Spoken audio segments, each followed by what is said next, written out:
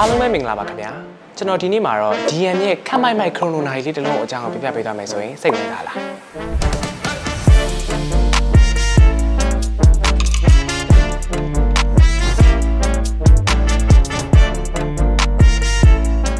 ကျွန်တော်ဒီနေ့ပြပြပေးသွားမှာကတော့ခရိုနိုလဲလိုချင်တယ်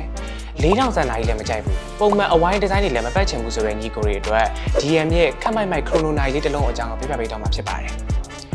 သူ့ရဲ့ model လေးကတော့ DM9514G ပဲဖြစ်ပါတယ်။သူ့မှာရွေးချယ်စရာကာလ9ရောင်တိရှိပါတယ်ခင်ဗျာ။ဒိုင်းရဲ့အတွင်းဘက်မှာတော့ရှင်းလင်းပြတ်သားစွာမြင်တွေ့ရမယ်ဒိုင်းခွက်3ခုအပြင်ဒိတ်ခွက်လေးတစ်ခွက်ပါရှိပါသေးတယ်။ဒိုင်းရဲ့ကိုယ်တွေကိုတော့ stainless steel ဖြင့်ပြုလုပ်ထားပြီးတော့ case size အပြင်က 40x47mm ထိရှိတာကြောင့်နိုင်ယူကြည့်လိုက်တာနဲ့ luxury vibe မျိုးကိုခံစားရမှာဖြစ်ပါတယ်။ဒိုင်းရဲ့ကြိုးကတော့ solid steel ဖြင့်ပြုလုပ်ထားပြီးတော့ကြိုး size အပြင်က 20x18mm ထိရှိပါတယ်။သူ့ရဲ့နိုင်မှာ water resistant အပြင်က 10 ATM ထိခံနိုင်ပါတယ်။ကဲညီကိုတို့အခုကျွန်တော်ပြပြပေးသွားတဲ့ Dennis Martin ရဲ့ Chrono နိုင်လေးကိုစိတ်ဝင်စားရဲဆိုရင်အခုပဲသွားဝယ်ထားလိုက်တော့နော်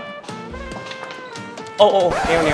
ပြောဖို့တခုကြံသွားလို့ Dennis Martin ရဲ့နိုင်လေးကိုဆက်နဲ့တက်ခဲကိုတူရီယာတောင်190ပေးထားရနော်။ Dennis Martin ရဲ့ review video ကိုဆက်လက်တင်ဆက်ပေးမှာဖြစ်တဲ့အတွက်ကြောင့် Dennis Martin YouTube channel ကို like and subscribe လုပ်ဖို့မမေ့ကြနဲ့နော်။ Dennis Martin Science of Perfection